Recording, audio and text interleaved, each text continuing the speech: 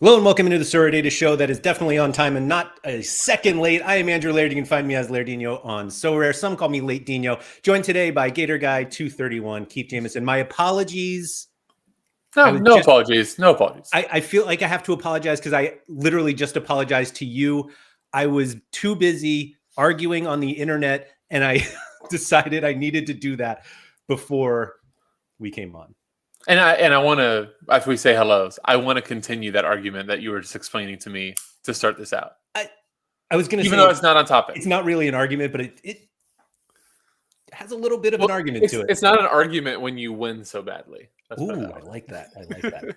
Thank you to everybody for coming in. Rude, Mark Milne, that's a new name for me. What's up? And Palm will bring on the craziness. Congratulations to you three on the podium. That was very early, by the way.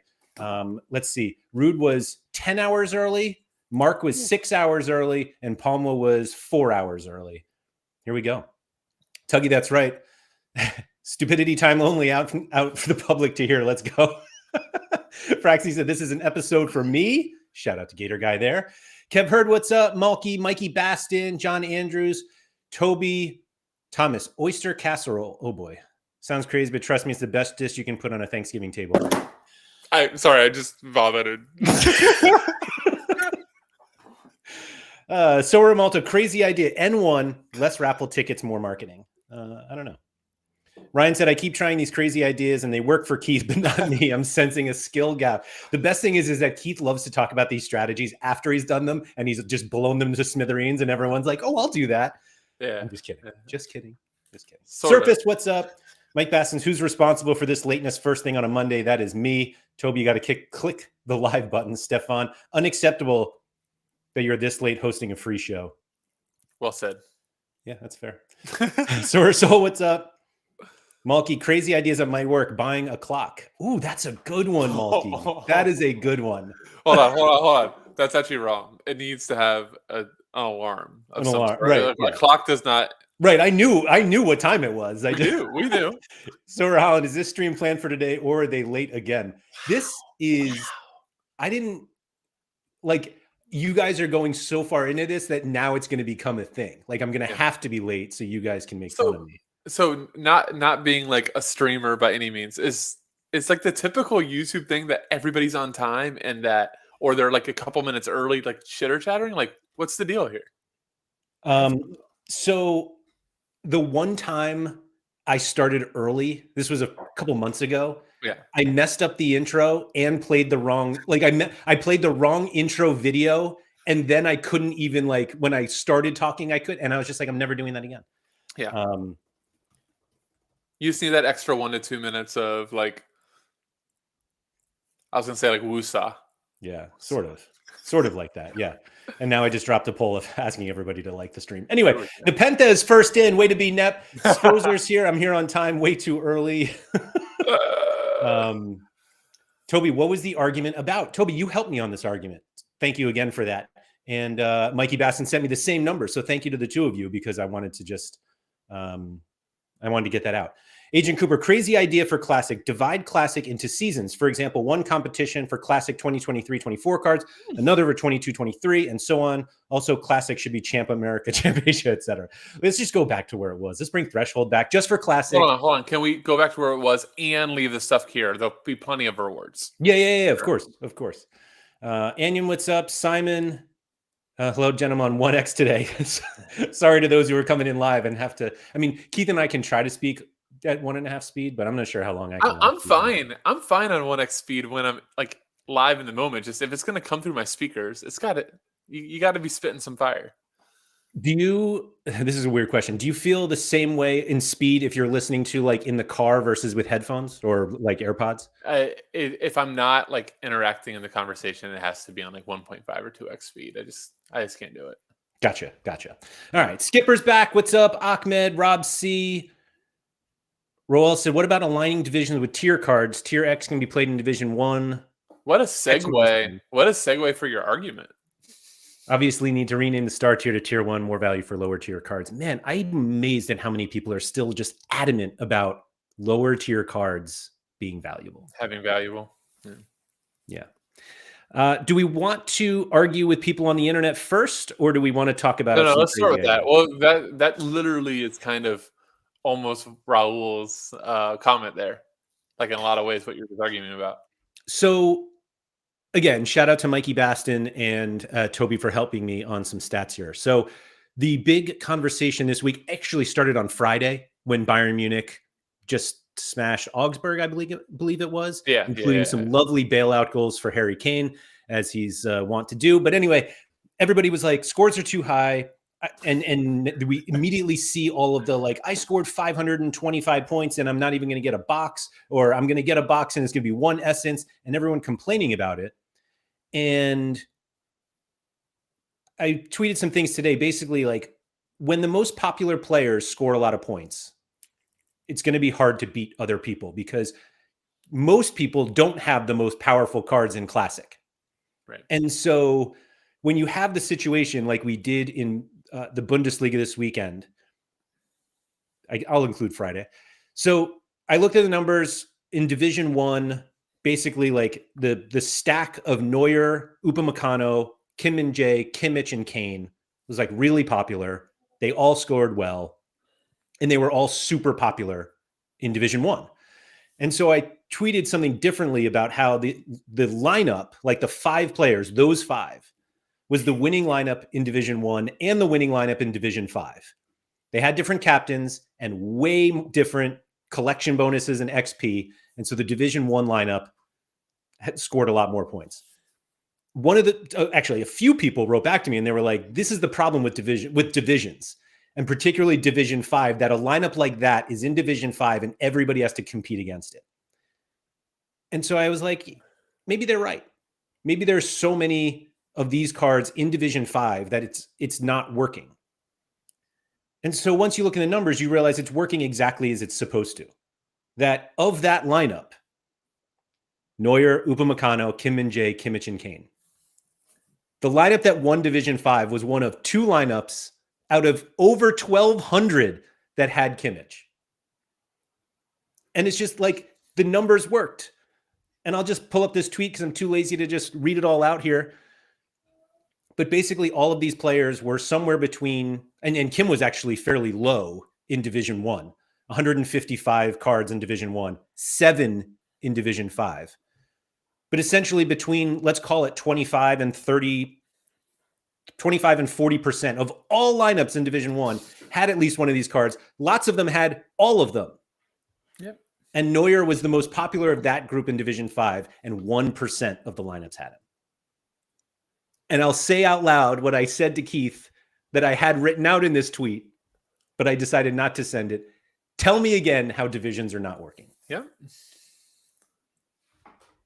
And not to mention, there's like the incentive structure makes sense too. The reason there's no Kimmiches or Kanes down there is because there's just not a lot of incentive to play that type of high price card there. So it's doing what it's supposed to do. So where Josh said the best place to play your Bundesliga players this weekend was Champion because of the fixtures. Most users don't like to think outside the box. I'm with Josh on, I don't know if Champion was the best place because I just haven't looked at it. Yeah. But I agree. Most users don't like to think outside the box. And Keith, I think today's crazy ideas might be a little outside the box. Hey, maybe. Thanks, Josh. You're the one with the crazy ideas. I'm going to rely on chat. I feel like I have like shocky thinking right now. Ooh, let's go. EVW Sorare, which is a new name to me. Been watching since the RotoWire days. First time being able to watch live. How about that? Thank you very much for all of that time spent watching. Some probably lots of shenanigans, but anyway. I enjoy outside of the box thinking, excuse me, says Toby. And Ryan says, I don't want to think. I just want to win. That's why I'm here, leaving the thinking of the smart guys, and I'll continue to be sheep. There you go. I don't know if all the ideas today are going to be smart. Anyway, should we go with the first one? Let's go. Do yours while it's fresh. Yeah. So I mentioned to Keith this idea that I had. It was over the weekend, and a lot of times I come up with kind of these random ideas, and I'm like, I think this is dumb, but I'm not sure.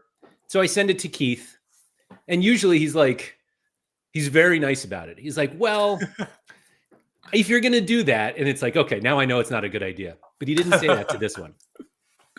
So this one was, it came about because I've seen a number of users recently. And this isn't like the whole, oh, lots of people are selling out and getting out of Sorare and all of that. But I have seen a number of like people selling cards, star cards, tier ones, for what I consider like way below market price or value, I'll even put it, because they just want to get out quickly. And so the idea was like, oh, should I just become a trader? Because man, it looks easy. I know it's not easy. I know there are plenty of good traders on the platform, and it feels like some of them are getting like tremendous deals. And so I messaged Keith and I was like, how much money do you think you realistically need to like be somebody who kind of becomes the place to go if you want to get rid of great cards? Right. Which sounds the anti-Powell. Well, right. But the idea in itself sounds really dumb because everyone's like, why is everyone just trying to like get out of cards? But like, if you just look at the market, people are trying to get out of cards sometimes. Sometimes you just need quick cash. Sometimes you're just fed up. Sometimes you just don't want these cards anymore.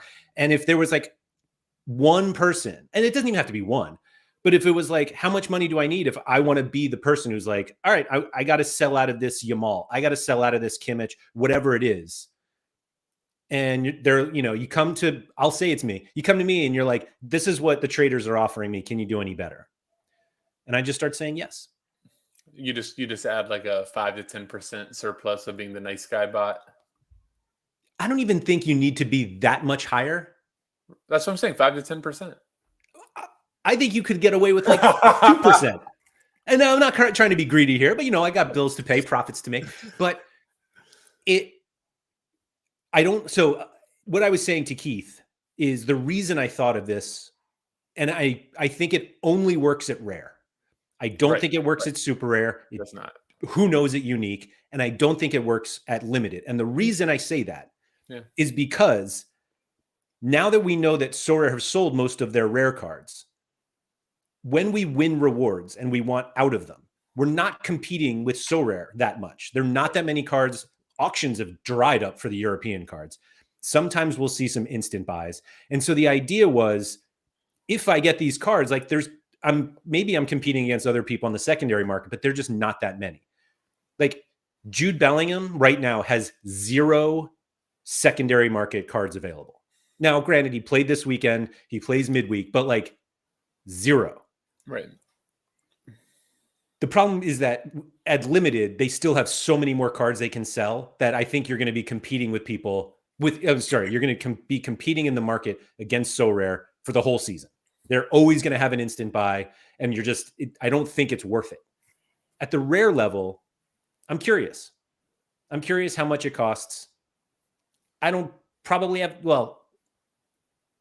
necessarily want to I think the number is much higher than it should be, just because you're going to have to be liquid, and these cards aren't cheap, despite everybody saying how like broken Sorare is and all the cards are worthless. But that was the idea. So I have a question for you now that you've laid it out a little bit more than just on a DM.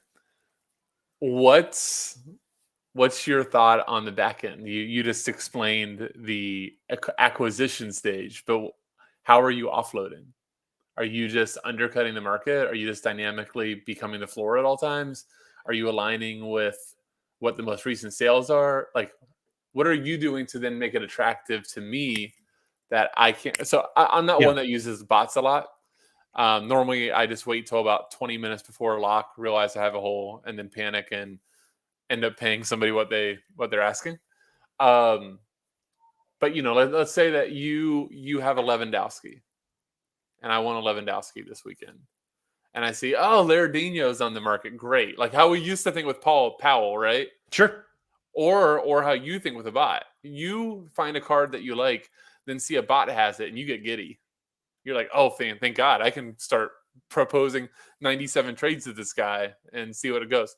So what's my incentive structure to want to work with you? If as I'm a the seller buyer. or a buyer? No, if I'm the buyer. Yeah. No, I think it's as simple as I'm the cheapest one. Okay, you're always the cheapest one. Yes. Best deals. You're BDO, best deals only. Yeah. I mean, I don't think that it's reasonable to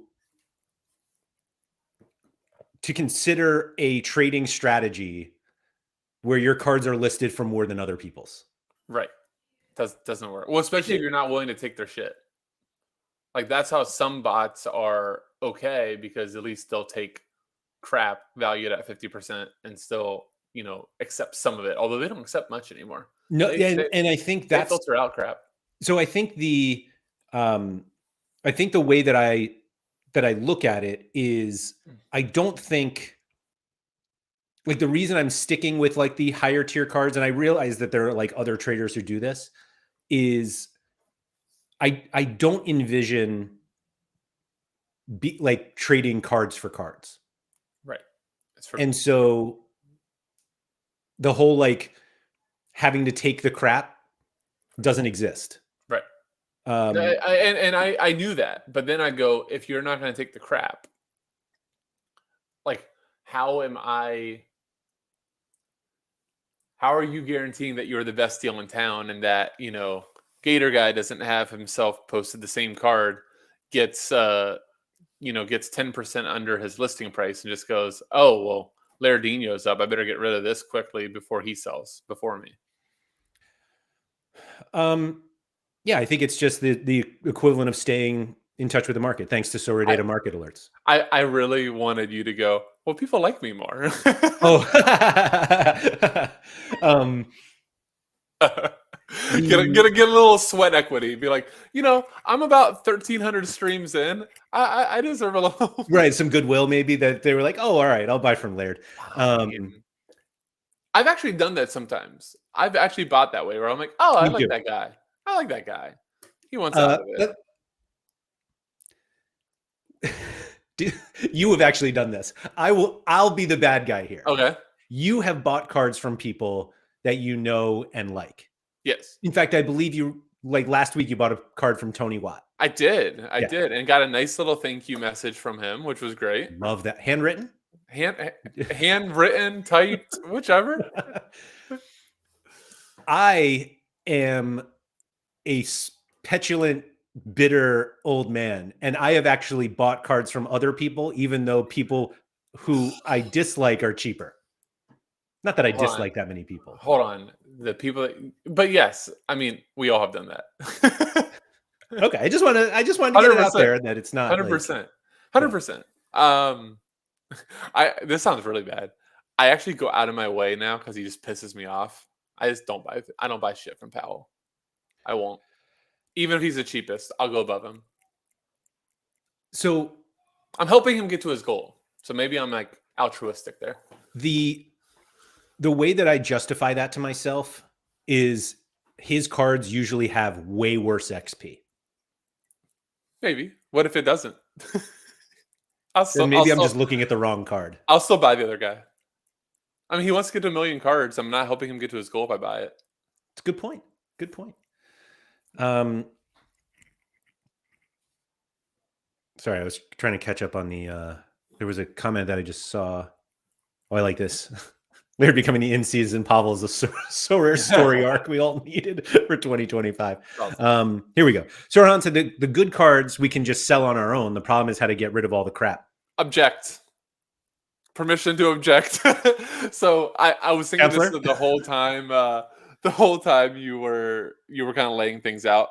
The most interesting dynamic I see on Sorare right now, and maybe it's not the most interesting, but it's definitely one of them. And I'll use our friend Tuggy, because I've told him that I would bring him up at some point in the stream. Yeah. So, and Tuggy can come in afterwards and tell me if I'm right or wrong, but I think you will agree with me. Tuggy, if offered a deal by a bot, if it's a reward card or if it's something that he's like in profit on, I feel like Tuggy just will accept.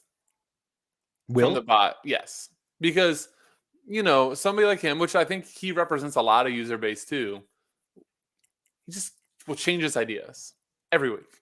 I got this idea. I'm going to go this direction. This looks fun. I just watched this game. I want to go this direction. And so he just wants to provide ability to get out. And specifically, if it's like on rewards or just a card that he just has like an emotional detachment to, like he hates the guy because the guy missed the PK this weekend or something like that, he is just ready to go. He's out. Mm-hmm. And I feel like, though, Tuggy, and the same note that he will get out to a bot, he will be super, what's the right word? I don't know the right word. I'm going to say picky, but there's a better word than that. When he gets offers, if he has it listed, he'll be like, that's so much under my list price. What the hell?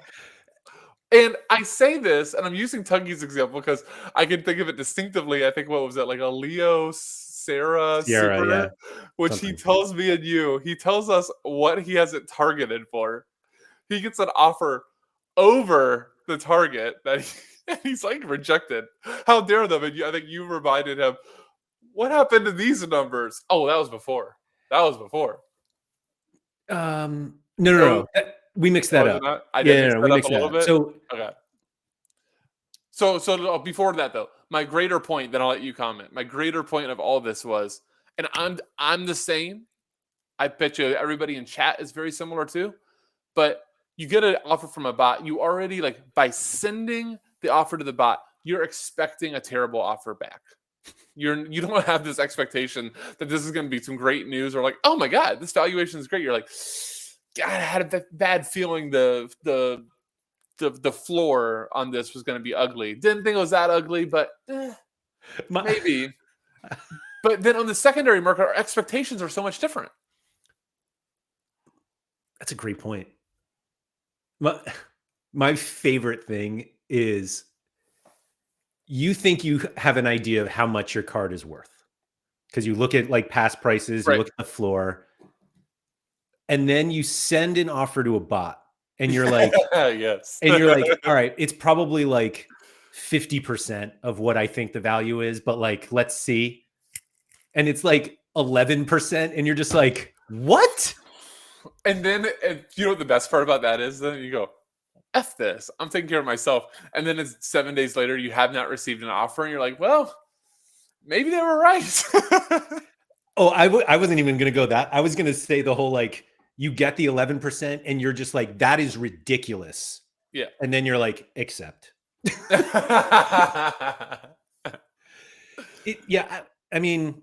Oh, do you want to fix, did you want to fix how I said something wrong about the Tuggy sorry. Scooper? Yeah. So Tuggy sent us 3 cards that he listed that are like have won him money, and I will say they were excellently scouted cards for what he used them for.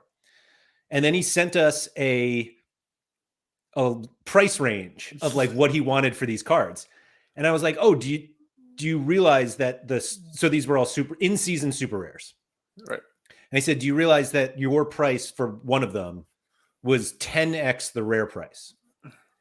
And he was like, is the rare price really that low? And that's when I was like, I wonder what he even looked at to decide like how much his card should sell for. And then he got an offer for half of what his like target price was.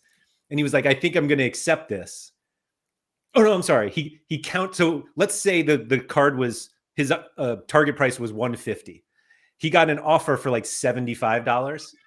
And he's like, I countered for 85. And it was like, what happened to 150? Oh, I somehow read that completely wrong. Gotcha. Yeah, he got an offer. I thought his target was okay. Yeah, so it wasn't. Okay. I think he was in the right spot. I have no idea. I know he ended up doing the deal. He did not? He did it. Oh, he did. Oh, okay. He did it. Yeah. But that's like one of those things that we all do, that you're just like, you get the low offer and you're just like, oh, and then you try to get a little more. And it's like, for sure. I'm like, I think the interesting thing is the fact that we're willing to take the bot price sometimes, but we're like, when you go to list a card, you wouldn't dare like find the middle between the bot price and the floor. So like $100 card, like let's just say it just auctioned 4 days ago for $100. You win it as a reward. You send to a bot. You think 60 is about maybe a good answer? Maybe 55, 60. If it's like a half decent card, like a tier 3 or above, let's just say it's like 55 or 60. just sold for 100 days. What the hell are you thinking, Basil? And then you go, and then what do you list it for? 99. Yeah. And you're like, I would have taken, if the bot would have sent me 70, snap accept. So there's two things with that. One is, I'm going to admit that I'm like the last person who should be a trader for that reason. Agreed. You're petty as hell.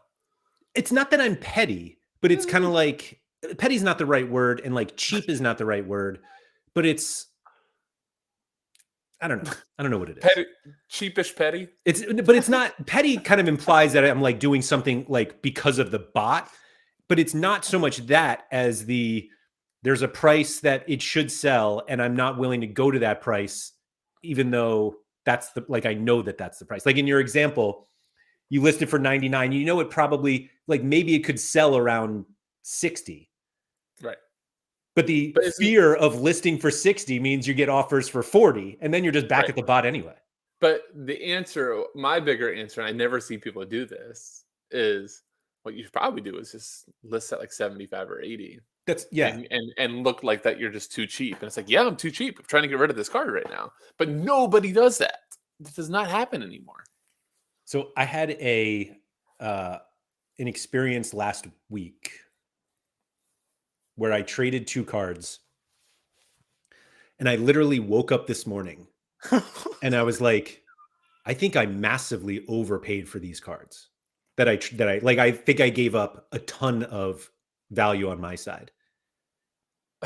2 cards that I almost considered worthless, but I was like thinking of last sales and all. And I was just like, I ended up with 2 cards that I wanted for 2 cards that I didn't want anymore. And the thought of the values came back to me, and I'm like, I thought about it for a little bit, and I was like, what was I doing? And I'm like, the hell am I thinking? Who cares? Like, it's done. I don't know. So one, do we need to work on your sleep if that's what you're waking up to? I had a great night of sleep, actually. So maybe you're just drinking. I just happened to wake up with something like that in my head. Kev says you're principled. I think that's probably where you were going for. I'll give that. Yeah. Yeah, man. Sleep score of 85 last night. Wow. Get rid of this whole grading your sleep by a phone. No, it's a watch. That's what. Is that way different? Yeah. I don't know. I don't know. I'll judge how I feel and tell you how I slept. Well, I thought I slept great, and now my watch tells me I did. So that was just my. So just a reassurance. Got it. Got it. Yeah, we know Tuggy's sleep score, and so when he's peak Sorare, Tuggy just showed up. Peak Sorare, Tuggy's sleep score is like 10. Middle of the night is a great time for trading. Tuggy's waking up at 2 a.m. buying Joe Bednick while taking a shit. Like that's and streaming San Frecce.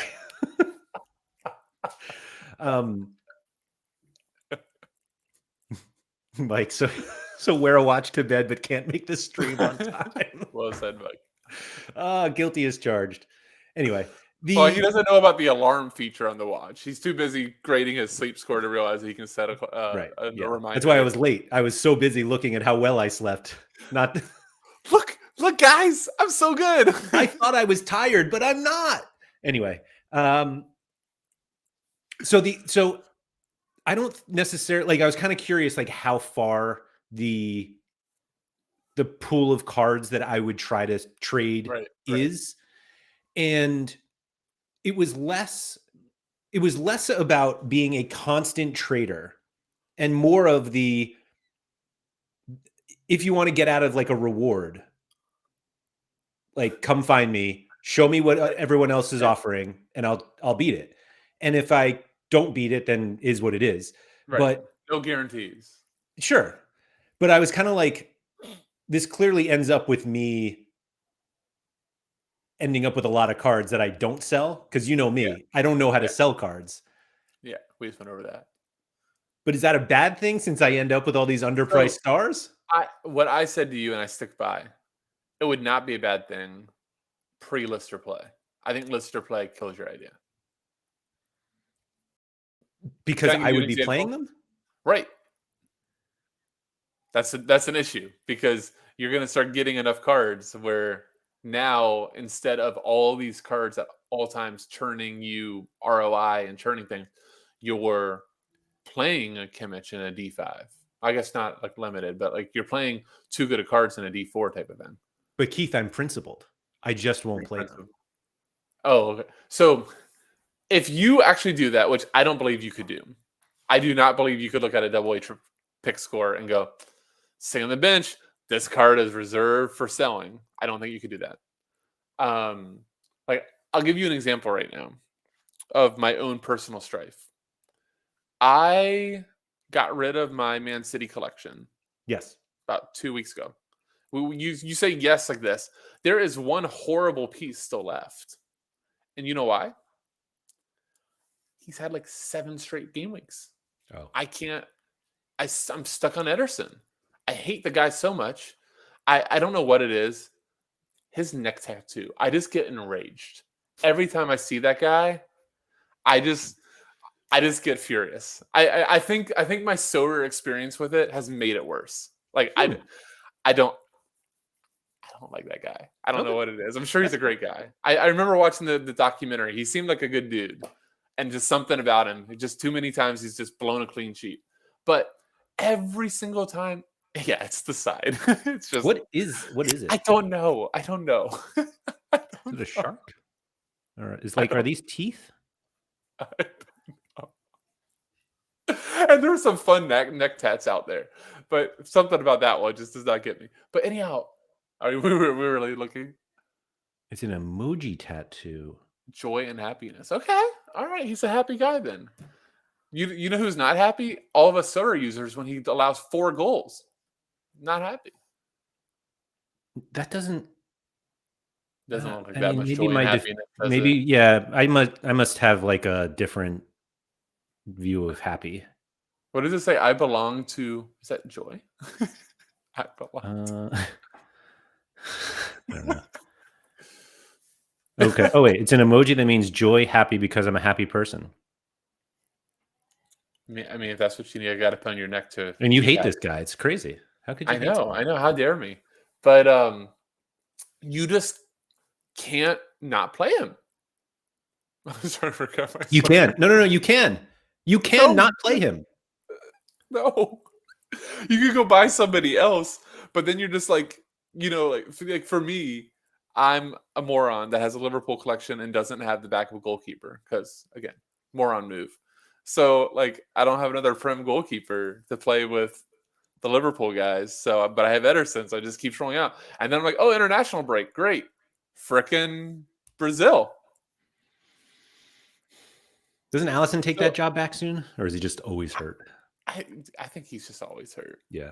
I just think that's just the reality with him. But, like, Allison, Kevin De Bruyne, like, just understand what you're getting into with those types. Sure. But so I see that that's a problem that you would have to overcome being a trader is to actually not play them. I assume it's you just have to be disciplined. And like I said, I'm probably the worst person for that, but there's a long time on Sorare that we have even said like trading is more profitable than SO5, which for a while I have actually disagreed with that, but maybe it's because I just can't actually picture the discipline required to actually do that. It's probably that. I don't think that I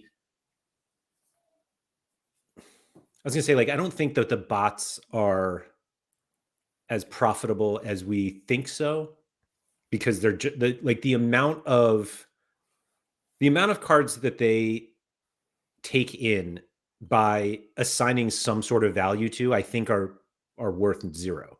Right. And so like, I have no idea how successful they are. But it's these random ones where I see the 5-star cards and it's like what I think is $1,000 worth of value, and they got it for 200. Yeah. And that's kind of what I've said about Pavel, that like Pavel made all of his money on gallery buys. It wasn't these like random trades that people make with him. Yeah, and you mentioned that. I thought that was smart. Yeah, and so like I think if you're just like, I'm making it sound so much easier, and maybe nobody deals with you if you're not willing to take additional garbage. But if you have the right, like if you have the cards that people want, does it matter? I think the interesting thing now is the line of the cards people want. I think it used to be, you had a half decent card put on the market for, a good price, meaning like something maybe like underneath what recent sales would come for. You're at least getting offers, or you're at least getting some shitty offers, right? And now you'll just go 7 days and not get an offer on the guy. And I do think that, it's a lot just like the ecosystem and the users just getting sharper. Like if he's gonna pop on pick scores, or he has like a huge matchup coming up, those are the guys that you're going to maybe get offers on. But those also might be the guys that you don't want to part with. You're like, wait. I wanted to sell him before the crappy matchups and use him for the good matchups. Why does everybody only want him for the good matchups, right? So I think that that's the hardest thing too, is that there are legitimately good cards, not just stinkers that, aren't going to sell for what we consider the market value price. It might just be a little bit below. And are we willing to go meet that threshold, or are we going to be principled? How many Joshua Kimmich rares do you think are on the market right now? God, I have no idea. I mean, it's I'll Monday, even let you break so- it down between classic and in season. Well, no, I would hope it's pretty much none right now, considering he just dropped a huge score and he should be in lineups. So there's one Like classic 9? card. Okay. One. Yeah, One classic, and there's 3 in season, which are But- more expensive than the 2 instant buys. And I'm just like, but what are we later, doing? that's not. There's a reason for that. Agreed. Yeah, I mean, it's But because isn't that they're the all in opportunity? lineups. Doesn't that show opportunity? It doesn't though. That's the problem. Because once you get to the gap that they are sellable, now all of a sudden you're going to have like, look during break. You're not going to be able to see it because not all of them are going to expire. But like, there were a lot of more cards available when they're not played. People will go ahead and test the market. Oh, sure. While there aren't cards. The problem is lister play. Like, I wish lister play. I understand that this is not a mechanic that would actually work. And I'm just saying that I wish lister play was like, once the guy's played his game, that you could like list him. Because I do find the windows to sell cards too short. It's really hard when guys have So hard. mid-weeks. It's so... Well, I would argue, as somebody that's no longer on the platform every single minute of every single day, like to look at offers and things like that, just sometimes just not there. Even Tuesday through Thursday is not a very long window to sell cards. Because you got to think about it. Your first opportunity to list the card for me is Tuesday 10:01, right? But my workday has already begun sometimes, so I just don't have the ability to do it. Something comes up and you don't end up listing Tuesday. Now it's Wednesday. You're already one day away from when you're going to probably Thursday night or Friday morning put them in lineups. So it's just not a long window. I agree it's not a long window, but I also would argue that's the most popular time that people are looking to buy cards anyway. It is and it isn't though. Like, I agree with you that like the time that most people are probably buying is like Thursday and Friday, like before locks. But again, like, people, also have their own gun shy. They have to also like talk to themselves and convince themselves to make buys and things like that. So like, you're condensing it all in a window.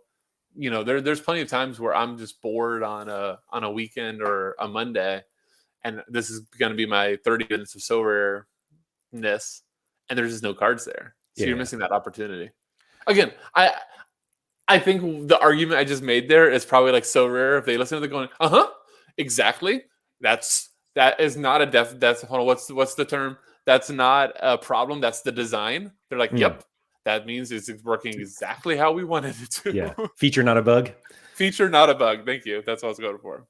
Skipper was saying, proud owner of a rare Gundawan that nobody wants for some reason. I mean, I can tell you the reasons. Yeah. He's just average. Do you know what you should try to do? See if Gundawan wants his Gundawan. That guy loves overpaying for cards. I know. That's your best exit liquidity right there. Hold on. So what is it? So like, here's the thing: is that like the last 2 sales are at $40 and the floor is at 50. Right. And what I'm saying is a bot will probably give you $20 for that right now. But are you willing to go and just list it for 30? Like, why are we not breaking the mold? If we're all just listed right where I can't really see. My eyes are shit now that I'm getting old. But like you've got like nobody is willing to like break this mold. Like we're so concerned about these $5 to $6 extra bucks. Just if you want the card gone, freaking list it for a price that looks too cheap, and then make somebody have the impulse to go, this might be too cheap. Let me buy it. Let me try to flip it. Right? Like that's kind of the FOMO that you need to try to kind of sell into. Yeah. So can I give you while we're on the topic, this occurred to me 2 weeks ago. I haven't even explained to you my garage sale theory. Yes. You ready for this? So I talked to, I think it was Surf briefly as we were doing this too.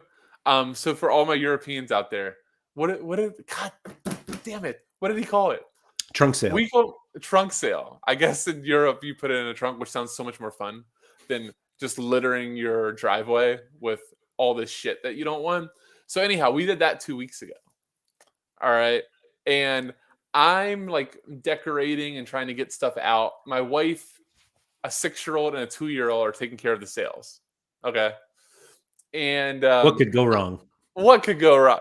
And honestly, I was just like watching it occur, and she would like ask me. I'm like, nope, I'm tuned out of this. This is your job. Sorry, everybody's car boot sale.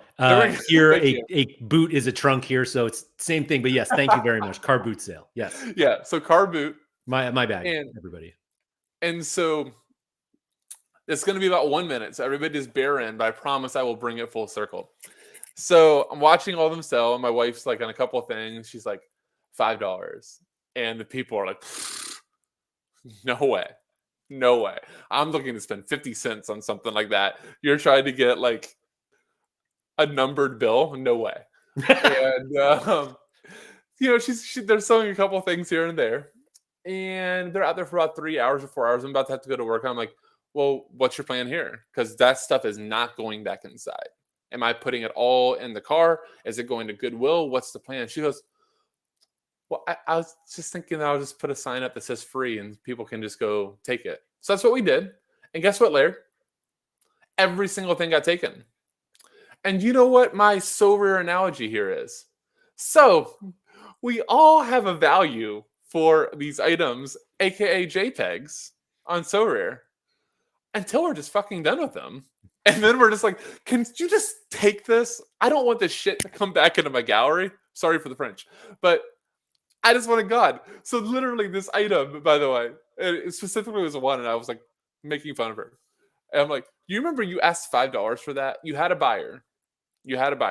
You stated the price rather than having them tell you what they would be willing to pay for it. And instead of taking some form of monetariness for it, you ended up giving it away. And I just could not help think the whole time about Sorare as where we're at right now. We have all these junk cards, and like a bot gives us a terrible offer for it, or somebody gives us this horrible offer that I should block them. Yet we have no plans for the card. We want it gone. Mm-hmm. Maybe we should all just have a boot sale in our galleries. That's sort of where I was hoping to go with this like collection card trading thing. That like it's better to give something away. Oh, not even giving it away, but like you're basically trading your junk. Mm-hmm. One man's junk is another man's. I don't even want to call it treasure because it's not. One man's junk is another man's collection bonus that it can utilize. Yeah, exactly.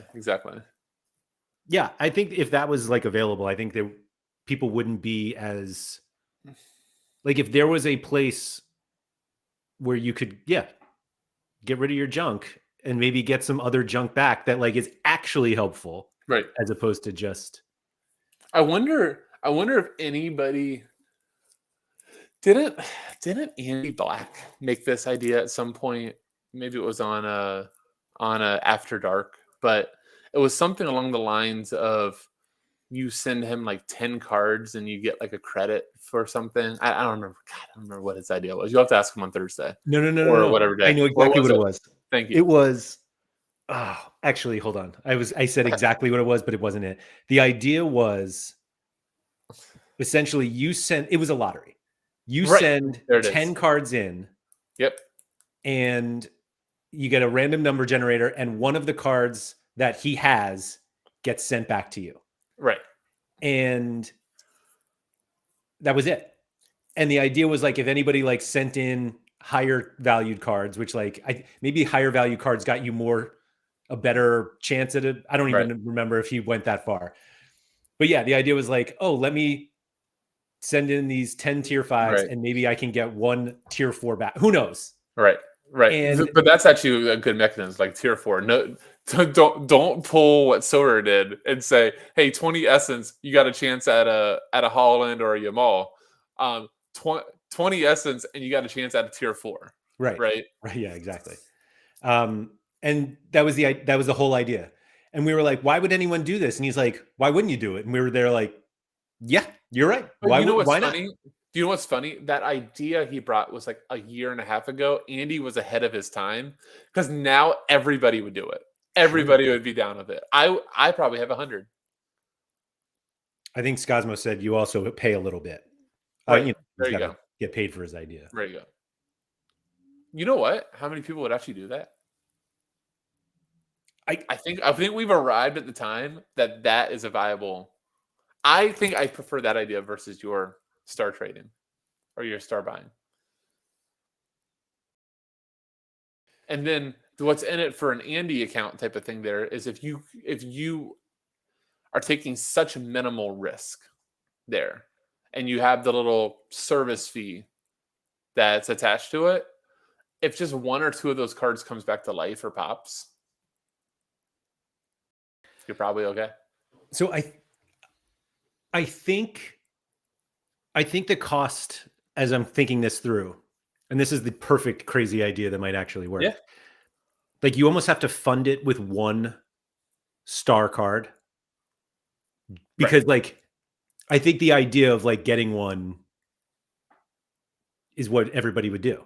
Like that you send in cards because you want that 0.00 of but it's got to be like 20 zeros, none of this bullshit so rare like 1 0. Up those zeros, baby. Like I was gonna joke with the Andy idea. Just don't let So Rare do the odds on this. No. Skipper just said before something about So Rare buying cards, and I want to go back to that because there's a reason why this doesn't work. Hold on, let me see. It was something that basically like, oh man, where is it? Sorry, it was way before. My apologies, Skipper, for. Here we go. Here's a crazy idea: a buyout option from Sorare itself. They get the quick cash, meaning the user. Sorare gets to relist the cards, and maybe we get rid of some of the trading bots. So the problem here is that you don't want Sorare telling you your cards are worth 0. Nope, because they probably are. And so if you can't sell the card, why do you think Sorare can sell it? Right. Well, I guess they're probably thinking that Sorare can put on an auction, which comes to one of your other ideas. But if you can't buy it, if you can't sell it, Sorare putting it on auction doesn't get them anything either. Like it's not a card anybody wants. Let me toss one out. Toss a quick idea before we get to your Dutch auction idea. Do you think Sorare should put no minimum on their cards right now? People keep saying like they just. I didn't even know people didn't bring that up. I was just occurring to me as he was saying that, like, you know, that you don't want to hear Sorare tell you that your cards aren't worth anything. But if they put the floor at 0, the market would eventually tell you that. Yeah. I think the reason why they have certain minimums is just because like the cards are on Ethereum and you need like to have a minimum price on it, and so there are only so many decimals I think they're willing to go. I have seen a lot of people talk about lowering the minimum bid for super rares because I think it's like rare right now. Is it both? Rare's yeah, it could be. Rare is like $5 or $6. There's plenty of cards not worth. Yeah, you're absolutely right. I don't know.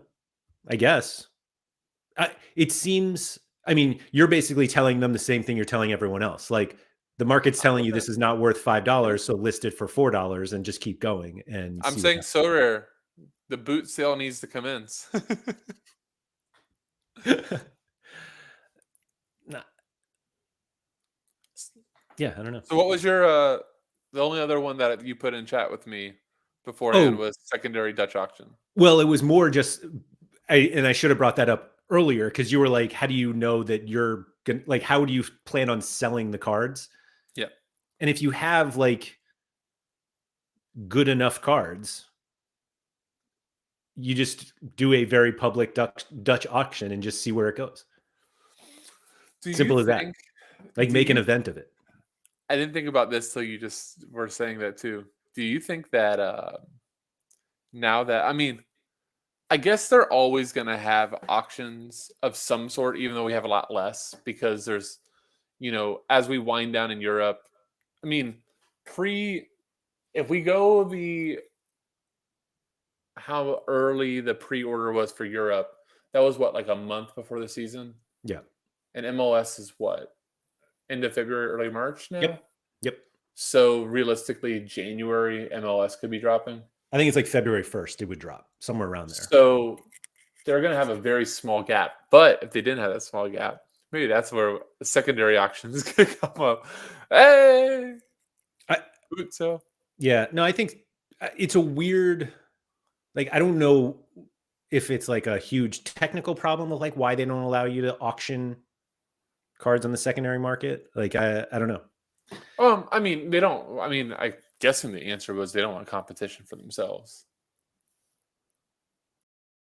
I guess.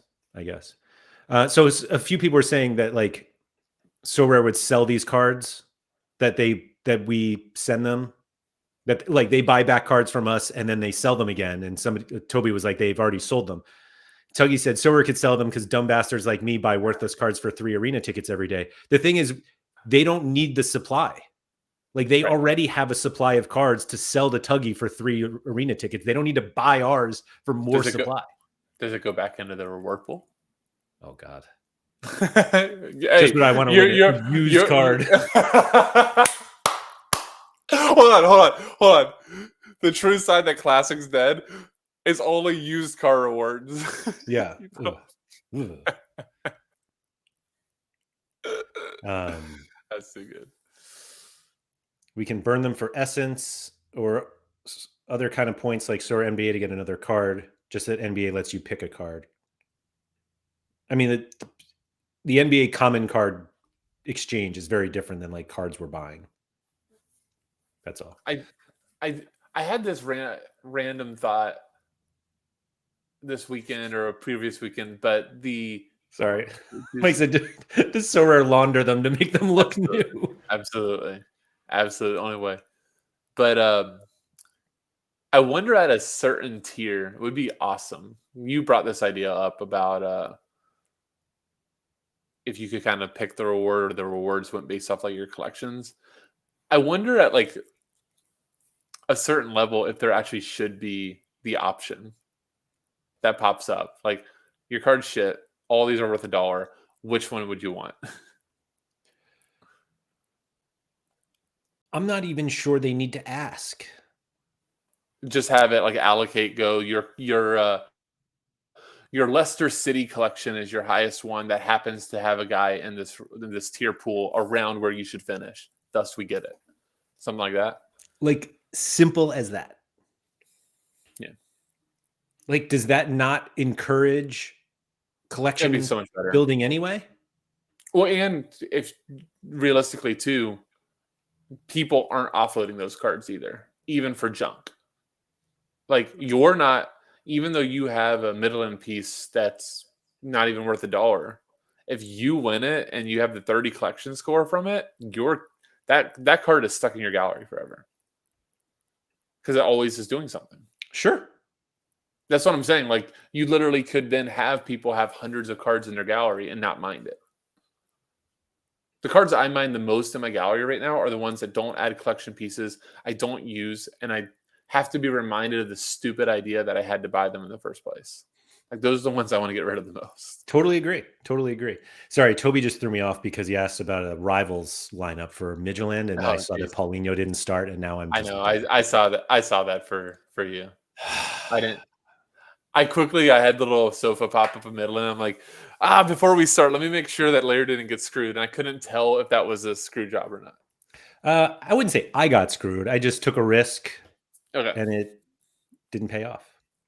Happens. And now I'll get relegated, and I get to fight an uphill battle again. Yay! So this weekend I haven't even gone on to look, but I made my little big push into Challenger, bought a ton of studs. Nothing. Keith, it's a funny thing that you're like immediately looking, because you're like, I had this whole plan, and this is the first week, and it didn't work. And I know you're not going right gonna, back to it. I know you're not like selling everything because it didn't work, but then like I do this all the time where I like look at cards. I was like, oh, I think this is going to be a good group of cards or whatever it is. And it's like they have really good matchups in 2, 3, 4 weeks. It's great. But like this week's not that great. And I'm like, I'm not going to buy it. Or it's like the first one doesn't work. And I'm just like, if that one didn't work, these next 3 aren't going to work. Yeah. Yeah. No, I'm right back to it. And I know almost everybody I bought this past weekend for really good matchups, they have shit matchups coming up. So that kind of sucks. But no, I'm going right back to it. You're going to see like 9 more Challenger end seasons come in this weekend. All have great home matchups. I will say like the one interesting thing that's occurring to me in the last 2 weeks, really since break, just kind of thinking about Sorare, is specifically in season. I do think a lot of people are trying to pass by with like okay cards in their lineup. Like you have 3 or 4 really good cards, and then you just have like an okay piece. I think people are willing to accept that and go, okay, well, I can still make $60 or still make $50. And I'm still kind of on the track of if you just have 5, I'll just call it AAA type of plays. I think you're obviously at an inherent advantage, but specifically in end season, I just don't think there's a lot of people that are doing that and are really like that tactical with their lineups right now. So I'm still going full bore into it. So I'm gonna say the same thing, but from a different angle. That I think that Cool. there are people who bought specific cards and are like, these are my cards for in-season Challenger this year. And they look at the entire season. And I don't think that's necessarily a bad thing, but I don't think it's optimal to just run the same group every game week. And I'm guilty of it because like I bought all these Midland in-season cards and I'm like, oh yeah, when they have a good matchup, like I'll play them all. The problem is that they absolutely fucking suck. And so there are no good matchups. And it's like, okay, what do I do now? And so that's when I like branched out and I got like when I did that thing a few weeks ago, like, oh, set piece takers from all these guys. And then Mats Kohler gets injured this weekend in the warm-up. But I think that you and I have talked about this a lot with each other, that we think that the more optimal way to play Sorare now is to move in and out of cards. I agree. And that flies in the face of collection bonuses and XP because like you're not accumulating all of those. But on a week-to-week basis, you need to play the right matchups. And you can make the argument like if you have those guys with the collection bonuses and the right matchups, then like, yeah, that's where you want to go with it. But maybe it's not as much the case in the single league comps, even though you tried that also. Yep. But I think with champion, challenger, and contender, like you can really play week to week. And because most people are like, these are my cards for this, they won't branch out from that. And the craziest thing too, and again, I'm going more off the conjecture, but I think I'm right. Most people, the inclination when they have a gap too, because I know this is my inclination, I know this is your inclination, I know this is Tuggy's inclination, I know probably I can name about 10 other people who all have the same thought. Thus, I'm going to go ahead and assign it to everybody. Yeah, of course. But when one piece is bad or goes down, or maybe there's uncertainty, injury, whatever reason, How do you fill that last piece? Pick score. And what else though? Do you pick the first guy in the pick score? Oh, Tell me what you do, Laird. I already know. well, I check price, certainly. Exactly. So, but you are sorted by pick score, and then you're looking for the cheap The bastard cheap to guy. pop Yeah, up, absolutely. and you're like, oh, Who's the cheapest AAA I can get? oh, this guy is $7. This is great. And then that was what Sean called my fancy play syndrome. It was like, oh, I'm gonna try to shoehorn this random center back who never scores 50, but he's at home to the worst place team. This is gonna be a great idea. Yeah. And I'm not thinking that Pranksy does this and Nanzo does this, but for the other 99% of us, Sure. I think a lot of us do that. So if you kind of reverse engineer that and you go, this is likely how things are going to happen. And not only are they filling with maybe a guy that's just doesn't have the ceiling, they're not filling with Flamingo here. They're filling with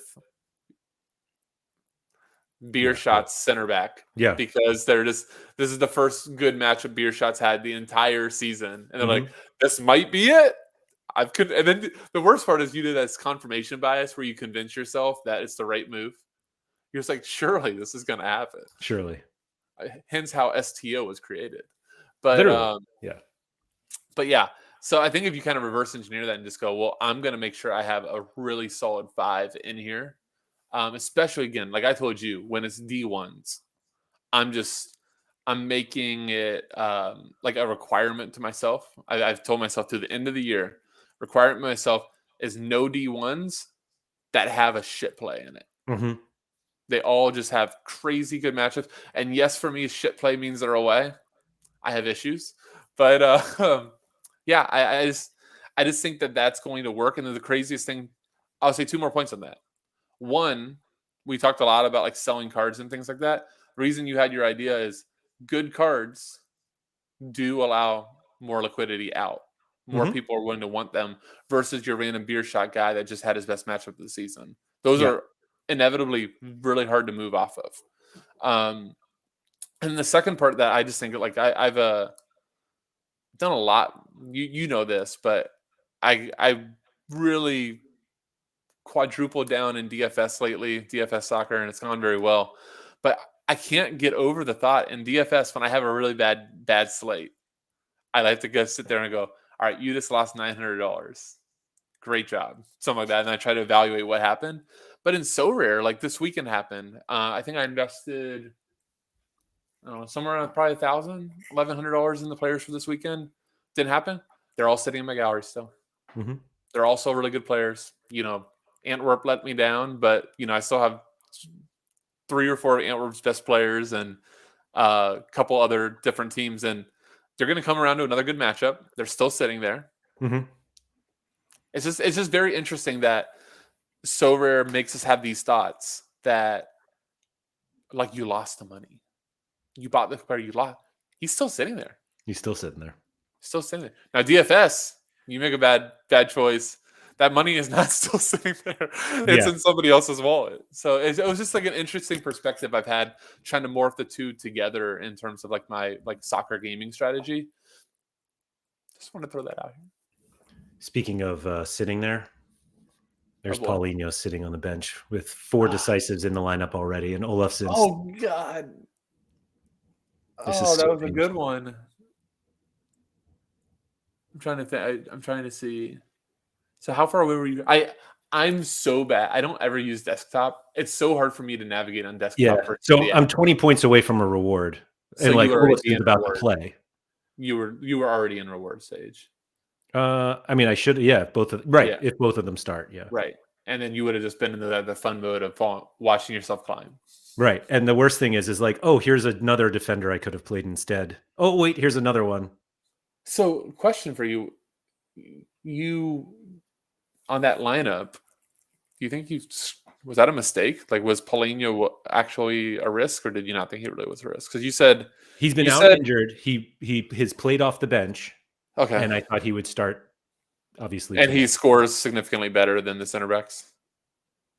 His upside is much higher. Yeah. Okay. And Okay, that's fair they're then. big favorites. And yeah. Yeah, everybody said like, yeah, he'll sub on, but like Just need who's the you just need him to perfluck. yeah. Stop flucking my gallery and just yeah. Anyway. Yeah. I don't think I got anything else. Yeah. I think everybody was expecting like bad or crazy like lineup ideas, and I don't think those exist anymore. I think there are lots of bad ideas. I'm not sure how many crazy lineup ideas exist anymore that might actually work. I mean, that's kind of what I'm throw at the end. The craziest idea coming from me, who was always the crazy lineup guy, is that I think maybe the craziest thing you can do right now is just be really, really strong. Just I'm not saying that you have to. I'm not saying that you have to have 5 Bayern.